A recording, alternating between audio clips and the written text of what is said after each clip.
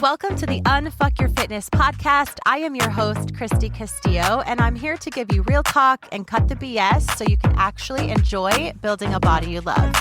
I'm a personal trainer obsessed with giving you simple action steps to take you from feeling stuck to feeling sexy.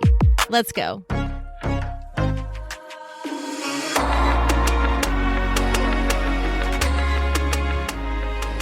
Hey guys, what's up? Welcome to today's episode. We are going to be talking about self-sabotage. And self-sabotage it's a hard topic. It's a hard topic to talk about. In a way, it's hard to talk about because there's so many different ways that self-sabotage shows up.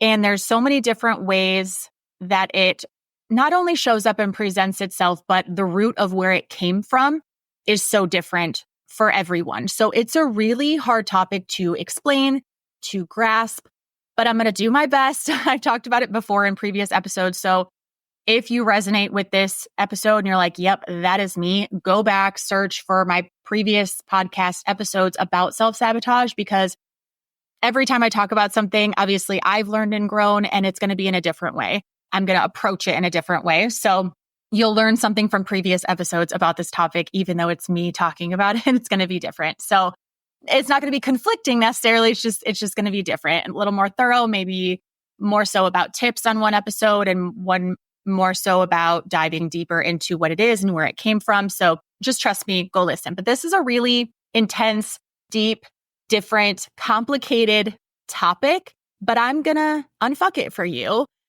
classically. And I'm going to unfuck it for you in general, kind of explain what it is, what it looks like when it shows up, where it kind of comes from, what types of people are more susceptible, me. And then I'm going to talk about whether or not you can move out of it. I'm not going to give tips on how to move out of it and what to do. If you are a self-sabotager, I'm going to explain what it is, because I firmly believe, and I've gotten some comments before on my podcast episode saying like, well, this is a great episode, but you didn't give any tips on how to fix it or certain things like that. And that's fine. It is what it is. But I firmly believe that you have to understand something for yourself before you try to move out of it or fix it. For me to just get on here and say, here's 5 tips on how to prevent self-sabotage. If you are someone that, like me, years ago would have saw that and thought, well, I don't self-sabotage. Like, that's not me. I don't do that. So I don't need those tips. When, yes, I absolutely did do that. And I did need those tips. But first, I need to understand what it was, how I struggle with it, why and how it shows up in my life. And then I'll give a fuck about fixing it, right? But this episode is going to be just about that. So you can understand what it is, understand if you struggle with it, maybe a little bit about why you struggle with it, and kind of dive into that. So you notice it in yourself, because you can't fix and adjust and change and improve on things in yourself unless you know you're struggling with something. And unless you know, yep, that's me. I self-sabotage. Now I know it's not a bad thing. Everybody does. We just either don't know it or we haven't been taught what it is. So that's what we're going to do. No more excuses for us. We're going to know exactly whether or not we self-sabotage with fitness at the end of this episode. So again, it's a really hard, complex topic, but I'm going to unfuck it and we're going to dive in and talk about it in a general sense, in a deeper sense. And then later, these things kind of fix themselves. I'm going to give you some questions actually to ask yourself in the show notes.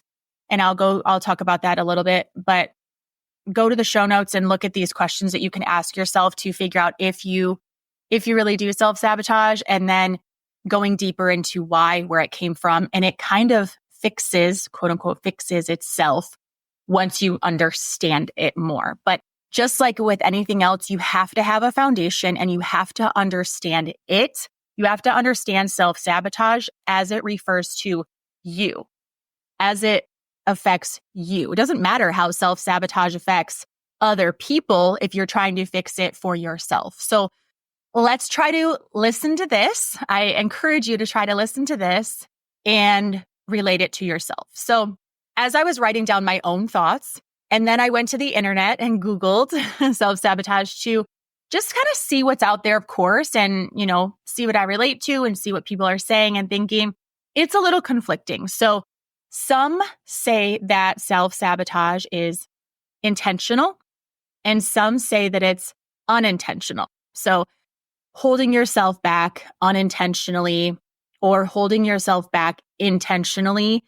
And this can be by actions that you are taking that are setting yourself back, or it could be things that you're not doing. You're not taking the action to lose weight. You're not taking the action to get healthier, intentionally or intentionally. So I think for me, that was something that I struggled with knowing before, is like, am I doing this intentionally or am I doing it unintentionally? Because everything I had kind of looked up years ago was like unintentionally. And I thought, well, good. It's kind of gave me an out, right? Like, oh, I'm unintentionally holding myself back.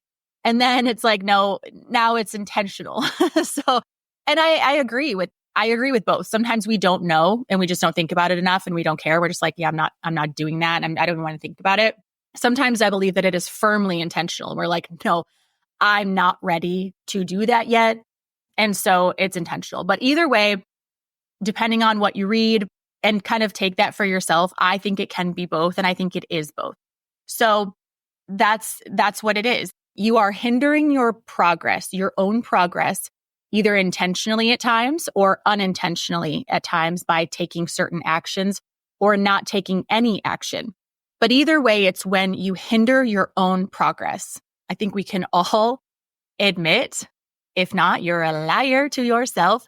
We can all admit that we hinder our own progress, and probably more often than anyone else hinders our own progress. So we all are guilty of self-sabotage. 3 common examples of this are procrastination, perfection, and self-medication. And yeah, I used to be a procrastinator. I'm not really so much anymore. And this could also be me thinking that I'm too busy and have too much to do, that I can't do X, Y, and Z. That could be an excuse. I don't know. See, here we are. Maybe I'm self-sabotaging. I firmly believe that right now I'm too busy to do certain things. I'm not procrastinating them. I just have an order of importance and some things just aren't at the top. But those are things that actually don't need to be done. Right now, I'm pretty good at prioritizing what actually does need to be done. Like my fitness is number one. I'm always at the top of my own list physically. Like I need to work out. I need to do those things, right? So I think I'm pretty good there. But I have absolutely been guilty of procrastination. Perfectionist, yep. Type A, yep, that's me. And self-medication, no, that's not me, but it makes sense. Okay, so procrastination, perfection, and self-medication. Let's dive into those a little bit. People who self-sabotage often procrastinate. Procrastination is a way that you show that you're never ready and you put off a good thing.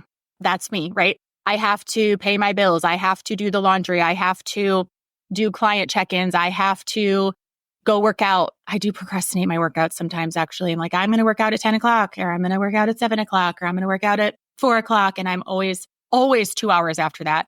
So I guess I do procrastinate. Look at me. So we're like never ready.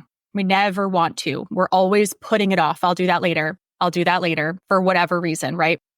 In a real sense, in terms of workouts, I guess more serious things, it's because of a fear of disappointing others or failing or succeeding. So usually when we're procrastinating something, it's not because honestly we're so busy and we can't and all the things. It's, I'm scared if I do this, I'll do it wrong. I'm scared if I do this, it'll be stupid. I'm scared if I do this, I'll fail at it. Or I'm scared if I do this, I'll be really good at it and I will succeed. And I don't know what that means. Totally guilty of all of those. Holding yourself to an impossible standard, like perfectionism, will also cause setbacks. It's also going to cause inaction. So if you're trying to be perfect at something, for me anyway, that means I'll not do it. That's inaction because I want this workout program. I need to do it right. Okay. Here's a good example for fitness. It's a 90-day program. I can't start it because I have a vacation coming up and I won't be 100% on track. So I need to wait until after the vacation because after that, it looks like I have a solid 90 days where I can do absolutely everything perfect. So I'm not going to start a program. I'm not going to start tracking my macros. I'm not going to start working out. I'm not going to start doing fucking anything until it's absolutely perfect circumstances. Okay. In business, for me, this can look like I'm not going to start a podcast because I don't know how to start a podcast. I might look stupid. I might do it all wrong. I might fall flat on my face. Everyone might make fun of me. Or it might go really, really great, blow up and be a huge success. And I won't know what to do with that. For me, starting our podcast was both of those things. So that's scary. And that's a control thing. That's a perfectionist thing. So yeah. And if we fail, a lot of times we're ashamed. We end up thinking that we are the worst. We let everyone down. That creates anxiety. That creates depression. So there's a lot that goes into that, but that's a form of self-sabotage. And then also for the self-medication, there's usually this constant battle in certain types of people that, you're wanting to be so successful and you're also wanting to be more successful than you can be. That makes you want to soothe yourself through alcohol and through drugs and through, different medications in that sense to kind of shut your brain off. So you're either kind of wanting to be so successful and you'll never reach that power level. You'll never get there. So you think you're not good enough. You keep pushing. Maybe that's coming from outside sources of doing a job you don't want to do or showing up in a way you don't want to show up or feeling like you have to be this profession in this rank to get the love and support and the recognition from certain people that you can't keep up and you keep fighting to be something you're not. So that's like a job example, and that's pretty drastic. So to bring it back down to procrastination and perfection, but self-medication is a real thing where you can talk yourself into not being good enough. And then that can go into self-medication of anxiety medication, depression medication, which I take. So I'm not knocking that at all. But if I look at the root of that, it goes way, way, way, way, way back, right? It's not just like, oh, I'm anxious and depressed, so I need medication. It's like, I'm anxious and depressed because X, Y, and Z, right? So again, not knocking that. I take medication. I love it. I swear by it. I need it right now. And it is what it is. But those are types of examples of people that usually fall into self-sabotage. So self-sabotaging people, often perfectionists. You probably overthink every single detail. You think everything has to be right.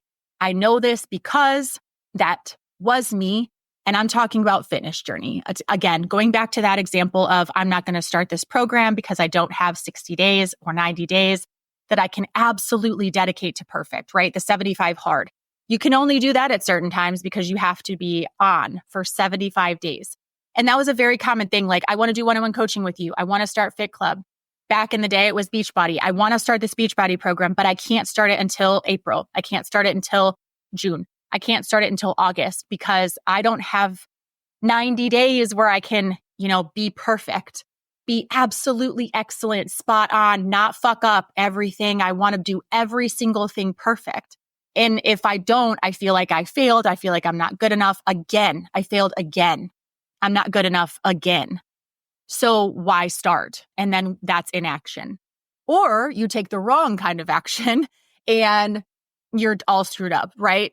Either way, when you're self-sabotaging, it's action that's not taking you anywhere, or it's taking you somewhere you don't want to go, or it's inaction taking you literally nowhere.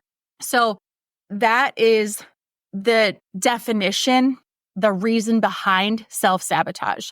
And I want to really sit with that and kind of take what I'm saying and relate it to your life in certain ways. Relate it to fitness right now. Relate it to your life in certain ways elsewhere. Definitely do that. Right now, I want you to take what I'm saying and relate it to your life in areas regarding fitness, meaning, why can't you get your steps in? Why can't you track your macros? Why can't you stop eating shitty foods more often than you need to? Why aren't you starting a workout program? Why aren't you doing the things that you want to do? You know how to lose weight. If you've gotten this far in the podcast, you know how to lose weight. You know how to lose fat. You know how to work out. If not, you know someone that can help you. Hello, me. but you're still not doing the things. If you're self-sabotaging in some areas of fitness, maybe you're tracking macros, but you're like, I can't get myself to start Fit Club. I can't get myself to start coaching. I can't get myself to do anything on YouTube because I'm not going to be perfect. I'm in the middle of holidays. It's basketball season. I'm crazy. I'm a crazy person. I've got so much to do. I can't add another thing on right now. Maybe that's self-sabotage. Maybe the exact thing you need to do is start your day for yourself. Is you need to get a workout in. You need to go for a walk. You need to get on your walking pad and hit your 10K steps. You need to hit your protein because you'd feel so goddamn good about yourself if you did. Maybe that's exactly what you need, but you're saying, I don't want to do that because I feel like I might miss a day and then I would feel like a failure and then I would feel bad, right? So you keep yourself stuck. So think about these things and what I'm saying, like, how is this showing up for you in your journey right now? What are you telling yourself? I can't do that. And sometimes it is unconscious or unintentional. Like I said before, it's easier to see it happening in someone else. So kind of take yourself out of the equation. This is nice because I can see my clients saying like, oh, I can't do that right now. I can't fit that into my schedule. I only have 3 days a week to work out right now. And I feel like I need 5 to be able to see any changes in my body. Well, you don't. You only need 3. So who told you needed 5? Who told you? And they'll say, well, I thought, I used to do Beachbody and 21 Day Fix is 5 days a week. So I thought I had to do 5 days a week. Well, you don't. I'm here to tell you right now, as your coach, I can create workouts for you for 3 days a week.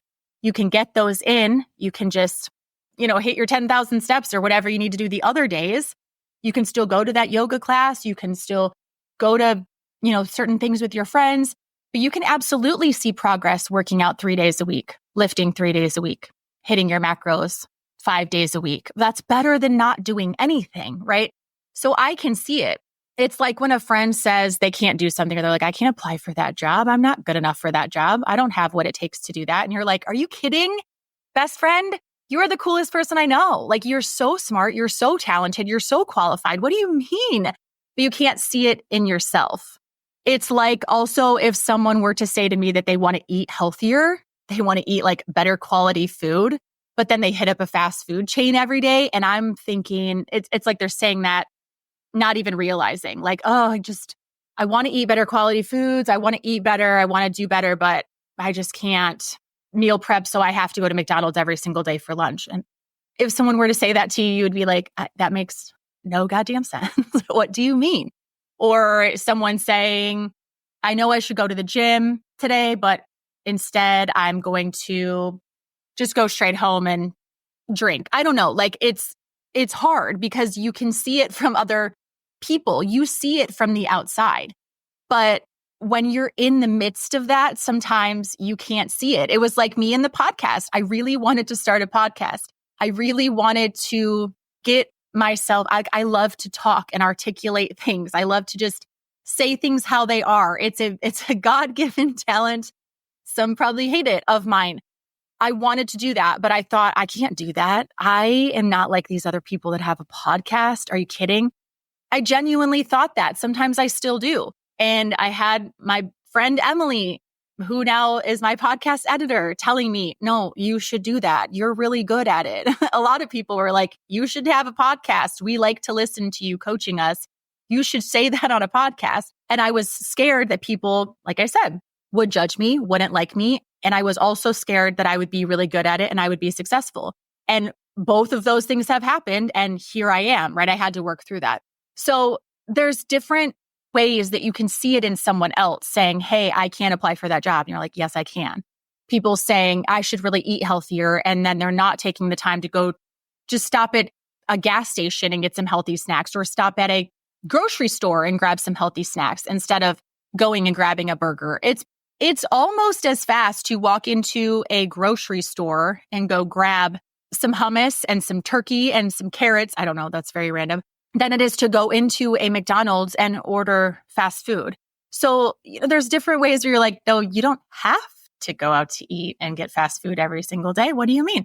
Or your friend saying, I should go to the gym, but I'm not going to do that. It's kind of like people joke around like, oh, I should go to the gym today, but I'm not gonna. Like, okay, well, why not? Then why do you keep saying that you don't like your body and you're going to make changes? You know, you should go to the gym. and you're not doing that. It's like Emily listening to me saying, I should start a podcast, but I can't do that. And she's like, no, that's exactly what you should do, right? Take yourself out of yourself, like kind of look at yourself from a bird's eye view. These are the questions that I'm going to put in the show notes, and ask yourself these questions. What am I afraid of? What am I not doing? Why am I thinking I have no time? Why am I thinking these things about myself? Why do I think I have to work out 5 days a week? Why do I think I have to get, yes, I said 10,000 steps. I can start with 6, right? Like, why am I acting like that? What would I tell my best friend if she were to come to me and say, I want to do X, Y, and Z, but I can't, or whatever it is you want to do, right? I want to get better at X, Y, and Z. I want to start walking more. I want to start working out, but I can't. I should go to the gym, but I'm not going to. What would you say to that person? Like, truly. And think about it as someone like you want you want the best for that person, not someone you would be like, oh yeah, don't go to the gym. That's freaking stupid. Don't say that. Think of it as someone you really love and care about and you want to live a long, healthy life. What would you respond with? Hopefully what you need to hear, right? But let's dive a little bit deeper into why. Why do we say I need to go to the gym, but I'm not going to? Why do we say I should start a podcast, but I'm not going to? Why do we say I should apply for that job, but I'm scared? Why do we do that? So something that I've walked through with a lot of my one-on-one clients and myself is intentional choice. Sometimes we forget that we are choosing daily. All of those things are a choice. I wanted to start a podcast, but I'm not going to. For years, I said that. Obviously, I did. I should go to the gym, but I'm not going to. The last part of that didn't need to happen. You could have just said, I should go to the gym, and I'm fucking going to.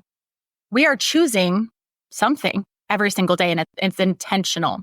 We forget that we do have, and I'm totally talking to myself here as well, we forget that we do have intentional choice, and we are practicing intentional choice. So yes, there is that part that is unintentional, where we just go by our habits and we don't have any discipline and we're just kind of coasting throughout the day, right? That's also intentional.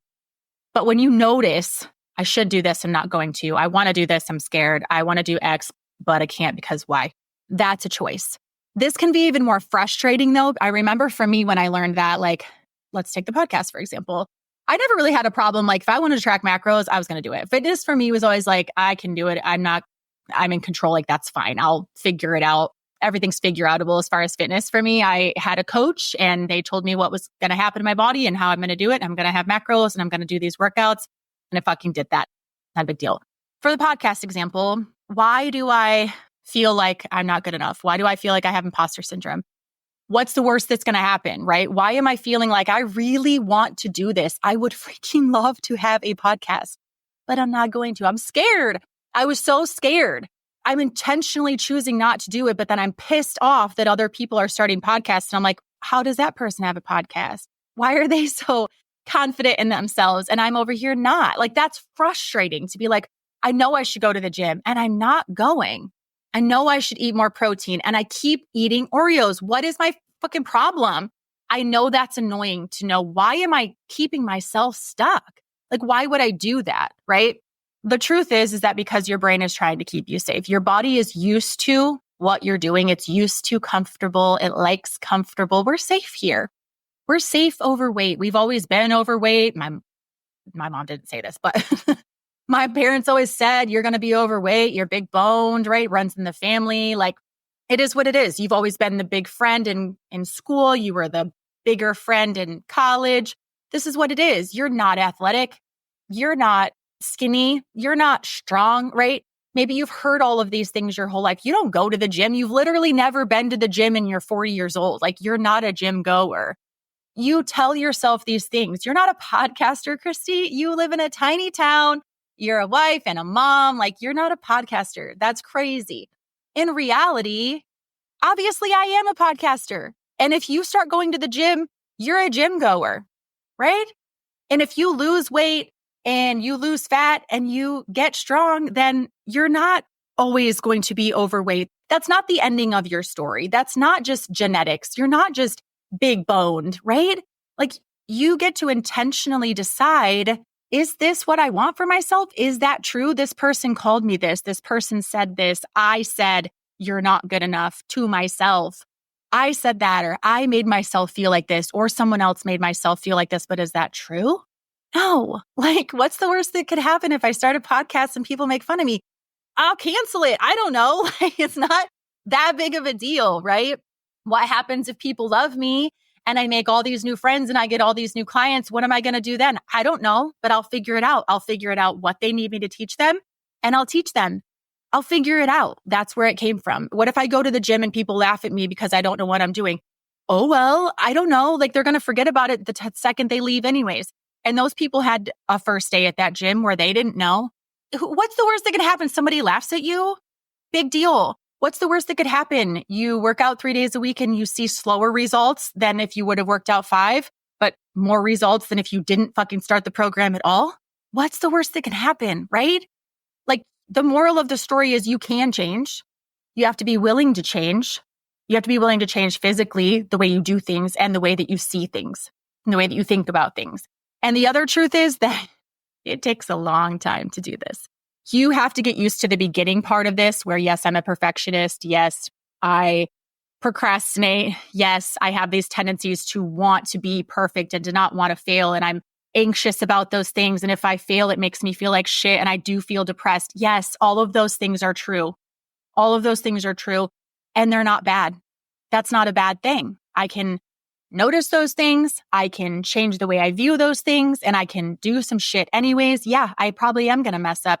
Out of this 90-day program I'm going to commit to, for example, maybe 10 of the days are a complete disaster. 80 of them are good though. So that's great, right? Maybe even 70 of them are good.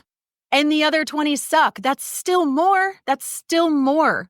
It's fine. It's okay to look at things as I'm making progress. I'm not perfect and that's okay. And who cares what anybody thinks about it? Who cares if people think that you should be perfect? It doesn't matter. Who cares? We're not going to worry about that anymore. The more you focus on who you are, what your tendencies are, why, who told you that, where they came from, it gets better. Okay. But you do have to change your outlook. You do have to change the amount of work that you're putting in. You do have to focus on new things. You do have to surround yourself with new people, new environments. And you got this. But I do want you to really, really focus on what I talked about in the beginning of this episode, which is what self-sabotage is, how it shows up, what types of people it shows up in the most, those 3 examples, and realize that it's okay. You're going to do it. You're going to self-sabotage. We're human. We're going to do it over and over and over. Just like I teach my clients in one-on-one coaching, once you get through this one time and realize it's okay. I didn't kill you. Whatever you thought you were going to suck at, you didn't actually suck at. Whatever you thought, this might kill me if I do this, and it doesn't, you're going to be okay. The more you walk through those things, the better it gets. And you realize this is fine. I'm okay, right? It's just that repetition. So another thing I want you to take away is, number 1 is I want you to take away that you can change. You do self-sabotage and you can change it. And number 2, it's okay. Whoever you are and whatever you're doing right now and whatever you're dealing with and your personality traits, they came from somewhere and that's okay. And you're fine. There's nothing wrong with you. But if you want to change how you show up, you can. Okay. Those are the takeaways. So if you think you self-sabotage, it should be each one of you listening to this. Check the show notes because I'm going to put a series of questions in there to ask yourself. I got these particular questions from a website. It is verywellmind.com. I really like this website, but I don't know how many questions there are. There's a few and there's a series of questions. The first one, for example, is your behavior aligning with your goals? Please answer that. Yes or no, probably no. Elaborate a little bit. And then if not, what is stopping you from taking action to make your dreams come true? Okay, these are a little cheesy, but seriously, what is stopping you, right? Is your behavior aligning? No. You want to go to the gym, but you're not going? Okay, no, it's not. What's stopping you from doing that? Be honest. What is actually stopping? Go deeper. Always go deeper. Is my behavior aligning with my goals? No. Why not? Because I'm scared I'm going to fail. Why are you scared you're going to fail? Well, because I've failed in the past at, different programs. Why did you fail at them? Because, right, just keep going. Everything is why, until you get to a place where you're either crying or you get really, really deep and you figure it out, or both. For me, I always cry and then I get a little deeper and figure it out. But go check the show notes or go to verywellmind.com also and check into all the things on that site. It's really great. I'll tag that in the show notes. Answer these questions and really just accept yourself and dive into that self-sabotage. First thing, accepting, acknowledging, setting that foundation, and then we can work on changing it. All right. I will talk to you next week. listening to today's show. Go ahead and leave a rating and a review. And of course, follow the podcast so you don't miss out on any future episodes. And I would love it so much if you came to connect with me over on Instagram at Christy Castillo Fit. I will see you next time.